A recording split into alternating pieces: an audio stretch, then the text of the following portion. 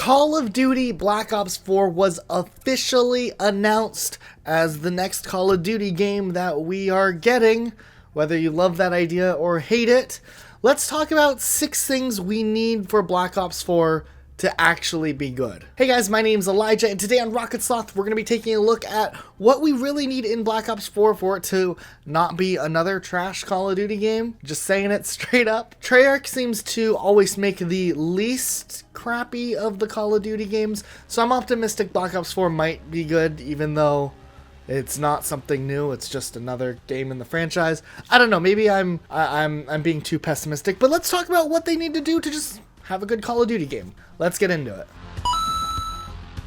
Okay, first things first, and I think there's a lot of people who will agree with me on this one. But let's not have advanced movement. We were great with Call of Duty World War II. Thank God we didn't have Call of Duty World War II with advanced movement. That would have been awful. But I think Black Ops 4, I think for the most part, Activision kind of realizes people don't want the advanced movement, especially since Infinite Warfare sold so badly. But because the games are on a 3-year cycle, no matter what we think, the game was already in development, so they had to include it. And I'm curious to see if one day we'll find out that World War II was actually going to be Advanced Warfare 2. And like with a year before its release, they pulled the plug because Infinite Warfare and said, make a World War II Call of Duty. But hopefully the first thing we need from Black Ops 4 is traditional movement, classic movement, whatever you want to call it. Bring it back so it plays a little bit more like a Call of Duty game that we, as older Call of Duty fans and majority of Call of Duty fans, are more used to. I think it would also be really interesting if we had a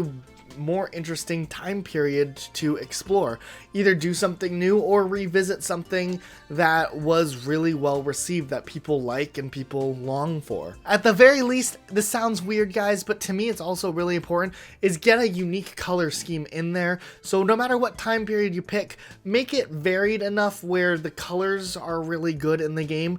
It actually, surprisingly, I do believe that the color scheme plays a huge factor into how repetitive Call of Duty feels, and some of the best Call of Duty games like Black Ops 2, Modern Warfare 2, World at War had amazing color schemes, and I hope that they go in that route rather than what we see in like World War 2 or Infinite Warfare and Advanced Warfare and Ghosts and stuff like that. You could bring us back to the same time period as Black Ops 2 and I'll be okay with that. If they're gonna make an updated version of Black Ops 2 in the same way Modern Warfare 3 kind of was the updated Modern Warfare 2, I'm chill with that. I think a lot of people will get behind the game if they do that. Third thing we need is a connected story. I don't know.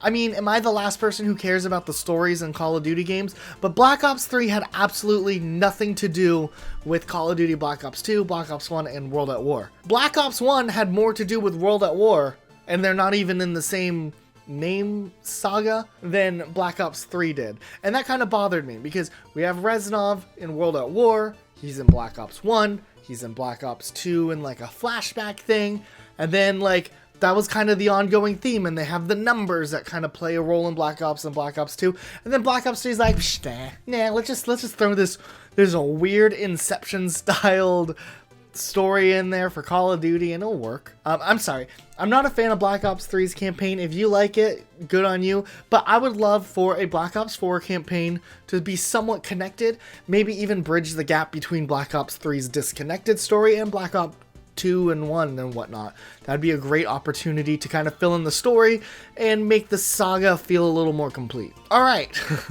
multiplayer, we need variety in maps. Hello? Call of Duty World War II had 9 maps, the least in any Call of Duty game we've ever had, and then you had to buy DLC if you wanted more than 9. That is ridiculous, by the way, especially when games like Modern Warfare 2 and COD 4 had like 16 or 17, and World at War even had like 14, and they added free maps later. We need more than just 9 maps, and stop splitting up the community with DLC season pass exclusive maps at the beginning, and then making them pay to play later. Just no.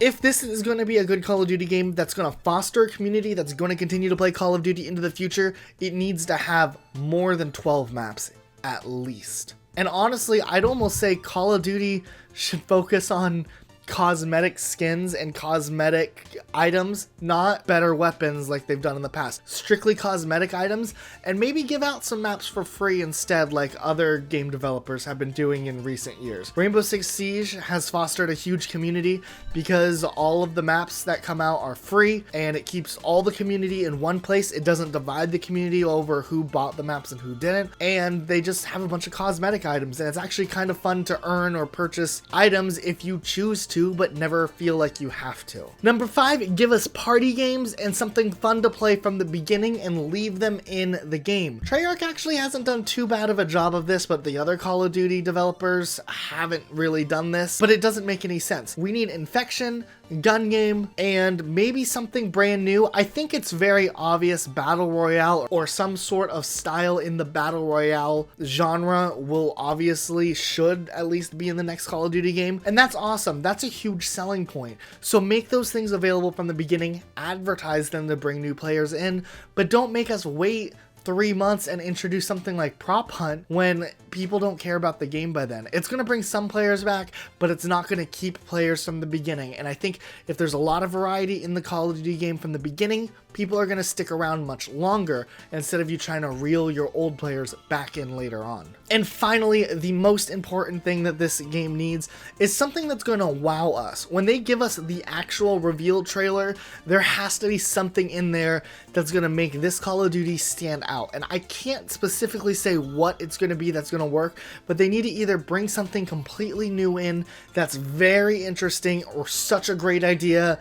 you can't believe you didn't think about it, and that just makes everyone be like, this is going to be awesome, or they need to bring back an old idea or something that we've seen before that we're really connected to that will really excite players. If they do that, I think we actually could have a recipe for a really good Call of Duty game, and this could possibly be the first great Call of Duty game in a long time.